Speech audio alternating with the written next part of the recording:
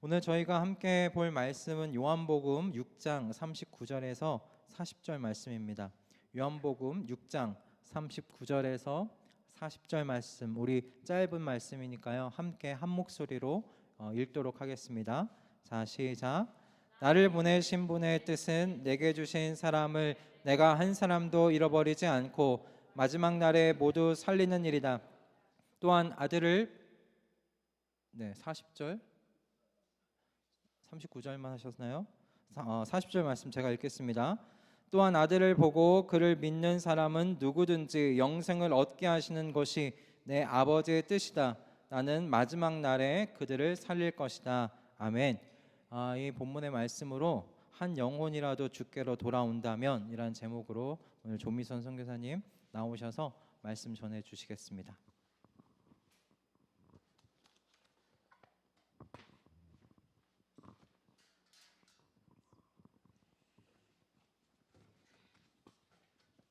기도하시겠습니다. 인자와 긍휼이 풍성하신 하나님 아버지, 너무나 연약하고 부족한 저를 이 자리에 서게 하시고 주님이 아니면 아무것도 아닌 저를 주의 이름으로 불러주시고 주의 일을 할 수 있게 해주신 주의 은혜가 너무나 놀랍습니다. 주님, 이 자리에 모인 주의 백성들이 주의 이름을 부를 수 있게 해주셔서 감사합니다. 주님의 보혈의 피로 산 주의 백성들이 주님을 찬양할 수 있게 해주셔서 감사합니다.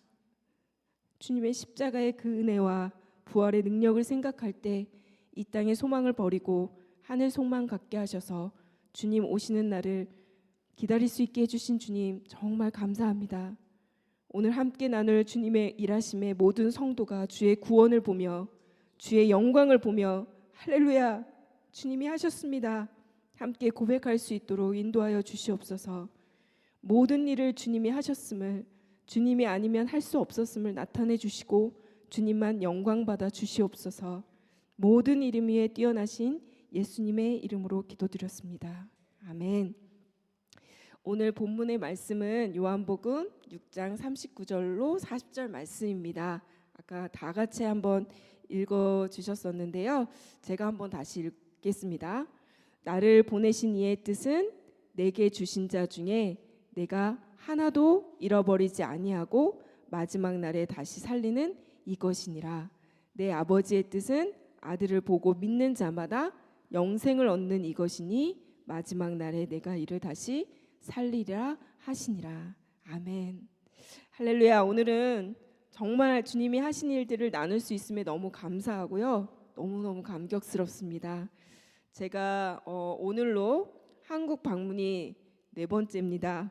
선교지에 산지 9년차가 되었는데요. 지난 안식년 이후로 하나님께서 저희를 끄집어내 주셔서 여러 사역의 현장을 보게 하시고 어떻게 사역의 길을 넓혀 주셨는지 하나님께서 하신 일들, 나눌 은혜들이 많아서 참으로 가슴 설레게 한국 방문을 준비하였고 이 자리에 서게 되었습니다. 여러분들께서 함께 동역해 주신 사역을 하나님께서 어떻게 인도해 주시는지 볼 때에 동일한 고백을 하나님께 올려드렸으면 좋겠습니다. 주님이 하셨습니다. 모든 영광 주님께 올려드립니다. 아멘. 오늘 본문의 요한복음 6장은요 5천 명을 먹이신 기적에 대해서 다 아시는 말씀이죠. 6장 2절에 보면 이 큰 무리의 사람들은 예수님께서 병자들에게 행하신 표적을 보고 예수님을 따라왔다고 말씀하세요. 그리고 마태복음 14장 14절에 보면 이 큰 무리를 보시고 불쌍히 여겨서 그들 중에 있는 병자를 고치시고 그들을 무리지어 앉게 하시고 다 아시는 것처럼 떡 5덩이와 물고기 2마리를 축사하시고 떼어 나눠 주십니다. 그리고 마태복음 14장 21절에 먹은 사람이 지금 6장에는 나오지 않아서 제가 같은 지금 사역의 현장을 기록한 다른 복음서에서 이렇게 나와 있습니다. 먹은 사람이 여자와 어린이 외에 5천 명이나 되었다고. 그렇다면 실제로는 아마 2배 이상의 사람들이 있지 않았을까 예상해 봅니다. 그럼에도 불구하고 남은 강주리가 몇 강주리였죠? 네, 12강주리가 되었다고 합니다. 그런데 그 사람들이 요한복음 6장 15절에 보시면 예수님을 억지로 임금 삼으려고 몰려들어요. 그래서 예수님께서 그걸 아시고 다시 혼자 산으로 떠나십니다. 그런데 다음 날 그 무리들이 또 예수님을 찾아와요. 그러나 예수님께서는 이번에는 26절 이하 이렇게 말씀하십니다. 참된 양식이 무엇인지, 자신이 누구신지 선포하십니다. 그리고 35절에 자신이 생명의 떡이라고, 나는 생명의 떡이라 라고 말씀하십니다. 그리고 이 떡은 결코 줄이지 않고 목마르지 않을 거라고 말씀하십니다. 그리고 27절 보시면 썩을 양식을 위해 일하지 말고 영생하는 양식을 위해 일하라고 말씀하셔요.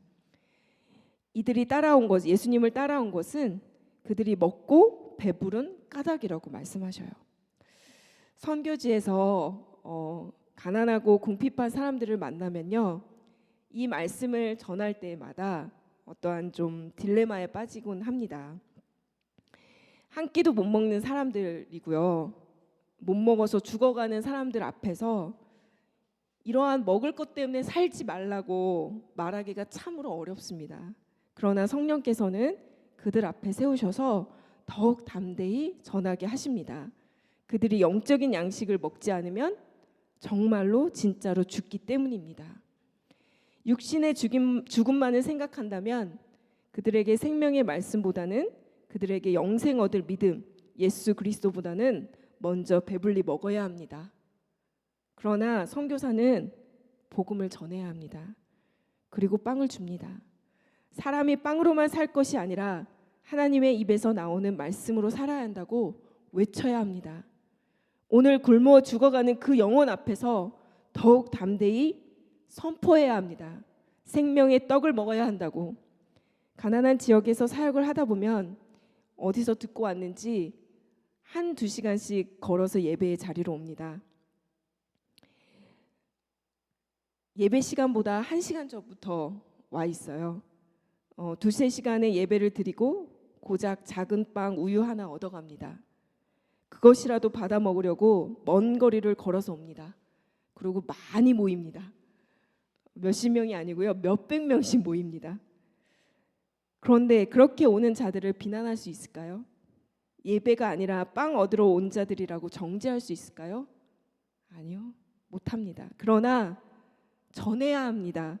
사람이 떡으로만 사는 것이 아니라고, 진정한 생명의 떡을 먹어야 더 이상 배고프지 않고 목마르지 않는 영생을 얻을 수 있다고. 예수님께서는 사역 내내 천국 복음을 선포하셨고 가르치셨습니다. 그리고 병을 고쳐주셨고 배고픈 자에게 먹을 것을 주셨습니다. 마귀를 내쫓으시고 5,000명을 먹이신 이 사역의 현장에서도 주님께서는 그들에게 천국 복음을 선포하십니다. 그들이 먹고 배부른 까닭으로 모인 걸 아시기 때문에 더욱 영생에 대해, 진정한 생명에 대해 말씀하셔야만 했습니다. 썩을 양식을 위해 일하지 말고 영생을 얻을 양식을 위해 일하라고 가르쳐 주시는 것입니다. 그들은 깨닫지 못했지만 주님께서는 오늘 본문의 말씀 다시 한번 보시겠습니다. 37절부터 40절, 아마 버전이 조금 다른 것 같아요. 네, 내용은 비슷하니까 제가 읽겠습니다. 37절, 요한복음 6장 37절로 40절 제가 읽도록 하겠습니다. 아버지께서 내게 주시는 자는 다 내게로 올 것이요, 내게 오는 자는 내가 결코 내쫓지 아니하리라. 내가 하늘에서 내려온 것은 내 뜻을 행하려 함이 아니요, 나를 보내신 이의 뜻을 행하려 함이니라. 나를 보내신 이의 뜻은 내게 주신 자 중에 내가 하나도 잃어버리지 아니하고 마지막 날에 다시 살리는 이것이니라. 내 아버지의 뜻은 아들을 보고 믿는 자마다 영생을 얻는 이것이니 마지막 날에 내가 이를 다시 살리리라 하시니라. 아멘. 아멘. 네. 한 영혼이라도 주께로 돌아올 수만 있다면 우리는 전해야 합니다. 생명의 떡이신 예수 그리스도를 전해야 합니다. 며칠 전 케냐의 한 선교사님께서 말라리아에 걸리셔가지고 5일째 병원에 계셔서 피가 많이 부족하다고 그래서 선교사님 주변에 이제 있는 선교사님들이 오셔서 이제 수혈을 많이 이렇게 해주셨어요. 그래서 잘 회복하고 있다고 그렇게 카톡에 말씀을 이 선교사님께서 해주셨어요. 그런데 그러고 나서 갑자기 산소 포화도가 급격히 떨어지면서 돌아가셨다는 소식을 듣게 되었습니다. 케냐 모얄레라는 오지에서 선교를 하셨는데요. 갑작스러운 죽음으로 케냐의 선교사님들이 다 충격에 좀 휩싸여 있었습니다. 그런데 다시 마음을 가라앉고 그분을 향한 카톡의 그 응원 글들을 보면서 참으로 훌륭하게 사명을 잘 감당해 오신 분이구나.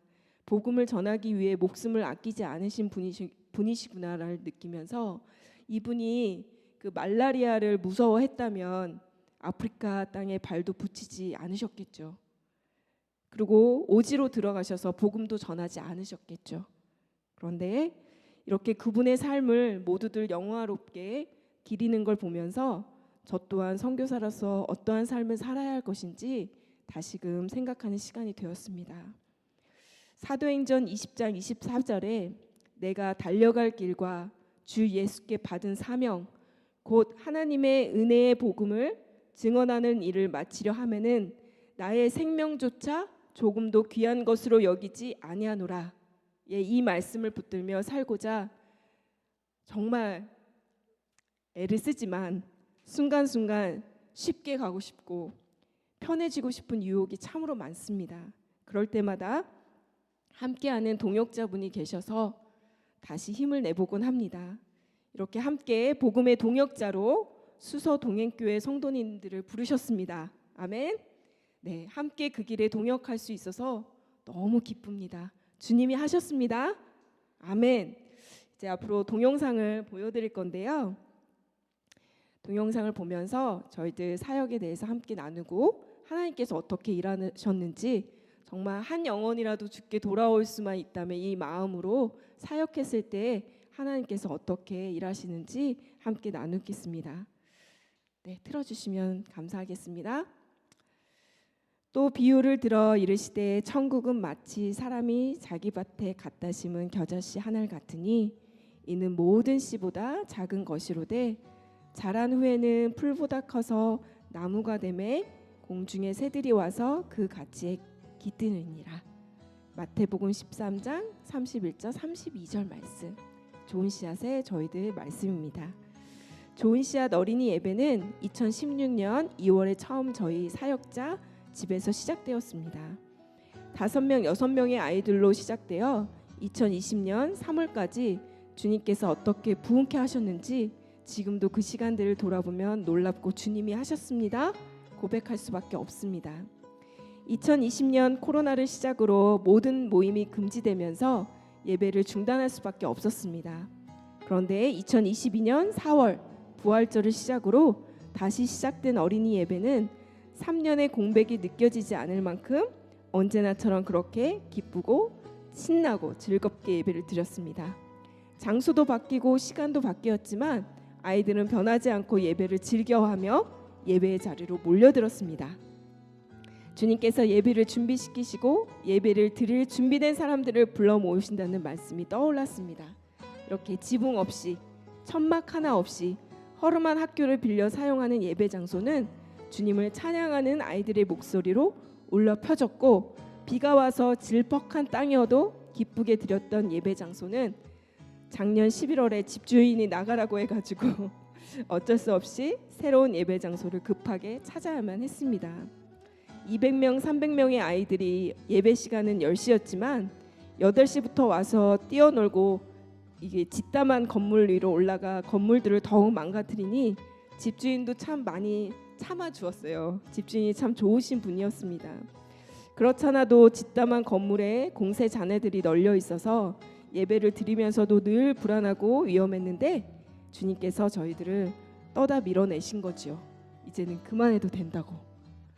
그래서 2022년에 12월 24일 드디어 새로운 예배 장소에서 예배를 드릴 수 있게 되었습니다.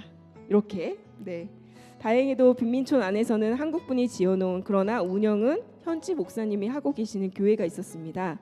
그래서 급하게 부탁을 드렸는데 한국 목사님, 현지 목사님 모두 흔쾌히 사용해도 좋다고 하셔서 지금까지 이렇게 주님의 은혜로 잘 사용하고 있습니다. 그러나 때로는 지붕 없이 천막도 없이 해 아래 드렸던 그 예배가 그리워질 때도 있습니다. 예배는 교회는 건물이 아님을 다시 한번 깨닫게 되었습니다. 초심을 잃지 말라고 주시는 주님의 마음인 것 같습니다. 아이들이 비 오는 날에도 비 맞지 않고 성전에서 안전하게 예배를 드릴 수 있음에 감사합니다. 유치원 교실도 사용할 수 있게 해주셔서 잘 지어진 교실에서 아이들이 분반 공부를 할 수 있게 되었습니다. 선생님들도 8명에서 17명으로 늘어났습니다. 아멘. 저희는 한 달에 한 번 빵과 우유만 제공했었는데요. 함께 연합하게 된 글로리 바이블 처치에서 기존의 어린이들에게 음식을 제공해주는 프로그램을 저희 어린이 예배와 함께 하게 되어 매주 토요일마다 예배를 드리고 매주 음식을 제공할 수 있게 되었습니다. 할렐루야, 주님이 하셨습니다. 네, 이렇게 아이들이 기쁘게 예배를 드리고 있습니다. 다음은 조은시아 중고등부 예배 모임입니다. 제가 저 아이들 나이였을 때 예수님을 만났고 뜨겁게 사랑했고 기도했고 예배 드렸기에, 그리고 저와 같은 아이들을 위해 센터를 세우고 그들을 섬기겠다고 서원했었기에 더욱 중고등부 학생들에게 마음이 갑니다. 내가 만났던 예수님, 내 이름을 불러주고 나를 사랑한다고 말해주셨던 예수님을 만나고 삶의 목표와 이유와 모든 것이 변해서 새 생명을 얻었던 삶을 전하고 싶었습니다. 너희들도 변할 수 있다고, 새 생명을 얻을 수 있다고, 주님을 만나면 모든 것이 해결된다고, 삶의 이유와 목적을 찾을 수 있다고, 꿈을 찾을 수 있다고 꼭 전해주고 싶었습니다. 주님께서 그때에도 지금에도 동일하게 부어주신 마음은, 미선아, 사랑하면 되지. 네, 주님, 그렇죠. 사랑하면 되죠. 제가 그 마음을 잊고 있었습니다. 제가 중고등부 때 그렇게 주님께 간절히 기도했었는데, 사랑하면 되는데요, 기도했었는데 주님께서 그때의 기도를 다시 생각나게 하시고 새 영을 부어주셔서 다시 그 기도를 간절히 하게 하셨습니다. 할렐루야, 주님이 하셨습니다. 다음은 조은시아 청년부 성경 모임입니다. 이 아이들은 제가 2016년 처음 어린이 예배를 시작하고부터 만났던 아이들입니다. 그러니까 조은시아 사역의 첫 열매들입니다. 청년부 1기는 3명, 2기는 6명, 총 9명의 청년들이 남았습니다. 가난한 빈민촌 아이들에게는 이렇다 할 꿈이 없습니다. 정말 어렵게 고등학교는 겨우 졸업했지만 성적도 좋지 않고 매일 집에서 하던 일이 밥하고 빨래하던 일이라 무엇을 해야 할지 잘 알지 못합니다. 그래서 성경 공부를 통해서 주님 안에서 주님의 부르심을 따라 주님의 소명을 받아 참된 그리스도인이 되고 주의 일꾼 되기를 간절히 기도함으로 청년 모임을 이끌고 있습니다. 이 영상은 지금 청년부 신방하는 모습이에요. 이 청년들이 어린이 예배와 중고등부 예배에 선생님도 헌신하고 있어서 지금의 어린이 예배와 중고등부 예배가 부흥하고 있습니다. 아무 대가도 바라지 않고 8년간 좋은 시작과 함께 해온 청년들입니다. 이 청년들이 진정으로 주님을 만나 거듭남의 역사가 그들의 인생에 일어나 주님의 일을 할 수 있게 간절히 기도합니다. 그렇게 기도해 주세요. 네. 다음은 중고등부 아이들을 신방한 모습들이에요. 이게 중고등부 아이들인데요. 저희가 33곳의 중고등부 아이들 학생들의 집을 방문했어요. 집집마다 돌아가며 말씀을 나누고 뜨겁게 기도하고 돌아오는 길은 참으로 가슴이 벅찼습니다. 복음 들고 산을 넘는 자들의 발길, 찬양 아시죠? 이 찬양이 절로 흥얼거렸습니다. 가난한 빈민촌 마을이기 때문에 아이들 사는 수준은 예상대로였고, 아이들의 한결같은 기도 제목은 학교에 꾸준히 잘 다닐 수 있게 기도했습니다. 학비 때문이었지요. 그런데 33곳의 집을 신방했거든요. 근데 총 10가정이 싱글맘, 과부의 집이었습니다. 3분의 1이 싱글맘이라니 참으로 안타까웠습니다. 과부와 고아를 돌보라는 주님의 말씀을 다시 새기며 싱글맘들을 적극적으로 돕기로 선생님들과 함께 기도함으로 지금 총 7 싱글맘 가정을 매주 한 번씩 음식을 제공하고 있습니다. 제가 마지막으로 저스틴이라는 친구를 소개하고 싶은데요. 1시간을 걸어서 가라 하는 거리였어요. 그런데 원래는 살고 있던 지역에서 집세를 낼 수 없어서 강을 건너 다른 지역으로 갈 수밖에 없었다고 해요. 저스틴의 이 엄마도 싱글맘이었고 엄마는 커피 농장에서 하루 종일 일하면 하루 일당이 5,000원. 네. 그래서 이제 그쪽으로 옮기게 된 것은 아는 사람의 땅을 관리해주는 조건으로 가게 됐고요. 집도 양철로 대충 지어져서 어찌 이곳에서 새 아들을 데리고 살까 할 정도로 참으로 많이 열악했습니다. 집에 들어서자마자 터져 나온 눈물에 무릎을 꿇고 주님 용서해 주세요라고 기도하게 되었습니다. 그러나 저스틴과 가족들은 참으로 열심히 살아왔구나를 느낄 수 있었어요. 엄마가 이 가정을 지키기 위해 얼마나 고군분투했을지가 느껴졌습니다. 저스틴은 한 번도 그러한 어려움이 있었는지 느낄 수 없을 정도로 밝고 그렇게 먼 거리에서도 가장 먼저 와서 예배를 준비하는 아이였습니다. 이 아이가 저스틴이에요. 너무 해맑죠? 네. 저스틴 가정이고요. 두 번째로는 페트로닐라입니다. 이 가정도 물론 싱글맘 가정이고요. 어렵게 고등학교를 졸업했는데 기침이 너무 이제 피를 토해가지고 병원을 데려가서 결핵이라고 하더라고요. 결핵은 못 먹어서 걸리는 병이라고 하죠. 우리한테는 별거 아닌 병이지만 그런 가난한 지역에서는 죽음의 병일 수 있는 그런 병입니다. 지금은 다행히 많이 회복돼서 하고 있고요. 잠깐 멈춰 주시겠어요? 네. 아까 페트로넬리아 이야기하다가 그 페트로닐라라는 이 아이는 그렇게 결핵에서 힘들게 사투를 벌이다가 다행히도 병원을 갈 수 있게 되어서 그런데 이제 병원비가 없어서 다행히 당연히 퇴원을 못 하고 있었어요. 그런데 저희와 또 주변의 이제 교회들이 마음을 합해서 헌금을 모아서 이제 전달을 해줄 수 있어서 다행히 이제 퇴원을 할 수 있게 되었고 그래서 지금 이제 저희가 이제 잘 먹어야 회복할 수 있으니까 그렇게 이제 도움을 주고 있습니다. 다음 이 아이는요 클레어라는 아이인데요. 이 가정 또한 싱글맘 가정이에요. 근데 이제 10살 됐어요. 10년. 근데 이 10년 동안 한 번도 집 밖을 나가지 못했다고 해요. 누워만 있었다고. 말할 수 있는 것도 그저 엄마, 밥 이 정도밖에. 엄마가 이 아이를 임신하고 있었을 때 심하게 넘어져서 아이가 뱃속에서부터 발목이 굽어져 나왔다고 해요. 이 아이를 어렸을 때부터 재활 치료를 해왔다면 지금쯤은 정상 아이들과 함께 학교를 다닐 수 있었을 텐데 이렇게 가난한 가정의 장애아는 이렇게 집안에 방치해둘 수밖에 없는 현실이 참으로 안타까웠습니다. 그리하여 저희가 기도 중에 저희 청년 중에도 일자리가 필요한 청년이 있었고 선교사가 되기로 결단한 청년이 있어서요. 내년에 이제 신학교에 보낼 예정인데 신학교에 가기 전에 이 아이를 좀 돌봐주라고 그리고 재활센터에 데려갈 수 있도록 이 청년에게 월급을 제공해주고 또 이 클레어에게는 재활비를 지원해주고 있습니다. 클레어가 다른 사람들과 접촉이 거의 없었기 때문에 이제 틀어주셔도 될 것 같아요.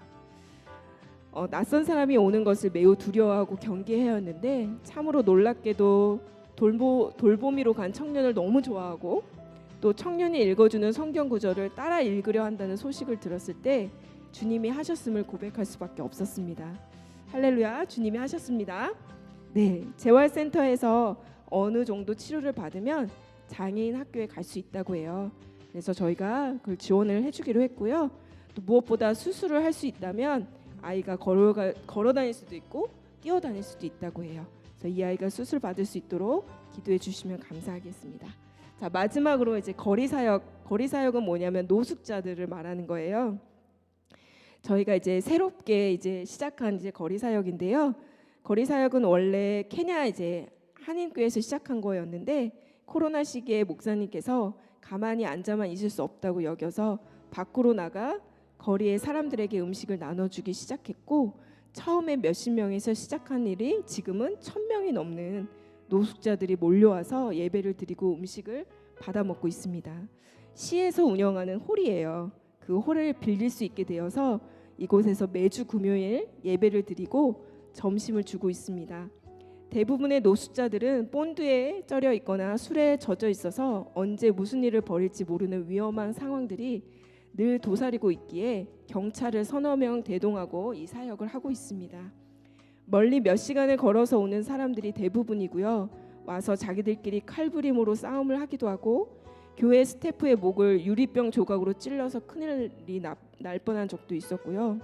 힘겹게 어렵게 여기서 밥 한 끼 먹겠다고 걸어와서 밥을 받아보지도 못하고 쓰러져 죽은 어린 청년들도 있었습니다. 이곳에 오는 3분의 1은 엄마들인데요. 어린 아이들을 업고 한 손에는 본드를 입에 물고 옵니다. 아이를 젖먹이면서도 본드를 손에 놓지 않는 엄마들입니다. 아이들도 초등학교 3학년, 4학년만 되어도 본드를 쉽게 접해서 5, 6학년만 돼도 본드에 중독된 아이들이 많습니다. 그리하여 한인교회 목사님께서 저희가 어린이 사역을 중점 사역으로 하시는 걸 아시고 작년 가을에 거리의 아이들 어린이 예배를 따로 드려줄 수 있는지 부탁해 오셨고 여러 훌륭한 선교사님도 많았는데 저희처럼 부족하고 작은 자에게 이 일을 부탁하셨을까 하고 참으로 오랜 시간 기도함으로 망설이다가 저 어린 영혼들을 볼 때마다 마음이 너무 아파서 주님께서 아직도 망설이고 있니? 라고 책망하시는 것 같아 순정함으로 올해 1월부터 어린이 예배를 매주 금요일 맡아서 하고 있습니다. 특히 5, 6학년 아이들은요 부모 없는 아이들이 대부분이고요. 본드에 쩔여서 살고 있으므로 그들의 눈을 보면 알 수 있고요. 그들의 옷에서 진하게 본드 냄새가 절여 있습니다. 제가 한국에 오기 2주 전 저희 사역자가 아이들에게 줄 사탕을 가지고 가다가 어디서 날라온지 모른 유리병 조각에 발등이 찍혀 꼬매는 수술을 하는 일이 일어났습니다. 저희 사역자는 눈에서 눈물이 흘리면서도 웃으면서 괜찮다고 머리가 아니라 발등이라 감사하지 않냐고 주님께 감사를 올리는 모습을 보며 마음이 참 뭉클했습니다. 예배의 자리에 들어올 때 본드와 무기가 될 만한 위험한 것들을 반납하고 들어가도록 하지만 참 그쪽으로는 머리가 아주 발달돼 가지고요. 여기저기 숨기고 들어오기 때문에 늘 깨어있지 않으면 문제가 일어나는 곳입니다. 이 아이들을 어떻게 하면 좋을까요? 매일 주님께 간구합니다. 씻지도 못해 머리는 곰팡이로 가득하고 에이즈와 본드로 너무나 쉽게 노출되어 있고 주님께서는 분명 이 영혼들을 사랑하셔서 저희로 이곳에 보내실 것이 분명한데 이 아이들을 어찌하면 좋을까요? 주변 동네 주민들은요 매일같이 민원이 들어옵니다. 무슨 문제만 생기면 거리 사람들의 짓이라고 여겨서 이 사역을 중지시키려고 몇 번이나 어려운 상황들이 있었습니다. 그런데 그때마다 주님께서 길을 열어주셔서 지금까지 이 사역이 꾸준히 이어오고 있습니다. 어느 날은요 어린이 예배에 참석한 12살쯤 되어 보이는 아이가 찬양을 하라고 일어섰는데 본드에 너무 취해 있었던 거예요. 그래가지고 그래도 찬양을 하고 싶었는지 일어나더라고요. 그런데 찬양을 막 하다가 이 사람들이 흥이 되게 좋거든요. 찬양을 하다가 비틀어서 쓰러졌어요. 근데 그 영혼을 보는데 너무 불쌍한 거예요. 그 영혼이 제발 주님을 만나 새 생명을 얻고 버려진 영혼 인생이 아니라 정말 주님이 지으신 존귀한 인생 되기를 간절히 기도했습니다. 그 영혼을 보는 우리 아버지 하나님의 마음은 어떠실까요? 그래서 저희들을 보내주시고 그 하나님을 그 예수 그리스도의 그 생명의 떡이신 예수 그리스도를 전해라고 이제 보내주신 것이죠. 이렇게 어렵고 위험한 상황 속에서도 이 사역을 지속적으로 해올 수 있었던 것은 매번 갈 때마다 주님께서 하시는 일들을 보기 때문입니다. 네, 저희가 이 사역을 하면서 가장 간절히 기도하는 건요. 이들이 밥을 먹으러 오지만 예배 가운데 주님을 만날 수 있게 해달라는 것이었습니다. 제발 한 영혼이라도 주님을 만날 수만 있다면 그 마음으로 이 사역을 지속적으로 하고 있고요. 그런데 제가 이제 한국에 이제 오고 그 주에 이제 박상훈 선교사가 그 이제 다 맡아서 지금 하고 있는데 어린이 예배가 끝나고 이제 또 어른 예배에 가서 사람들이 거리 사람 노숙자들을 이제 섬기고 있는데 어느 한 노인이 와가지고 기도를 해달라고 했다는 거예요. 그래서 오늘 정말 자기가 예수님을 영접했다고 기도를 해달라고. 그래서 이 박상훈 선교사가 그 노인을 이제 목사님께 데리고 갔다고 해요. 그래서 나중에 목사님께서 그 노인과 이야기를 나눈 뒤 기도를 해주고 와서는 이렇게 말했다고 합니다. 원래는 무슬림이었대요. 이슬람교를 믿는. 그런데 오늘 정말 예수님을 영접했고 앞으로는 예수님만 믿겠다고. 그러면서 자신의 주머니에서 무슬림 남자들이 쓰는 그 모자가 있어요. 여자들은 히잡을 쓰잖아요. 근데 이제 남자들은 쓰는 모자, 그 모자를 꺼내면서 오늘 이 모자를 불태우겠다고 했다는 것입니다. 할렐루야. 주님이 하셨습니다.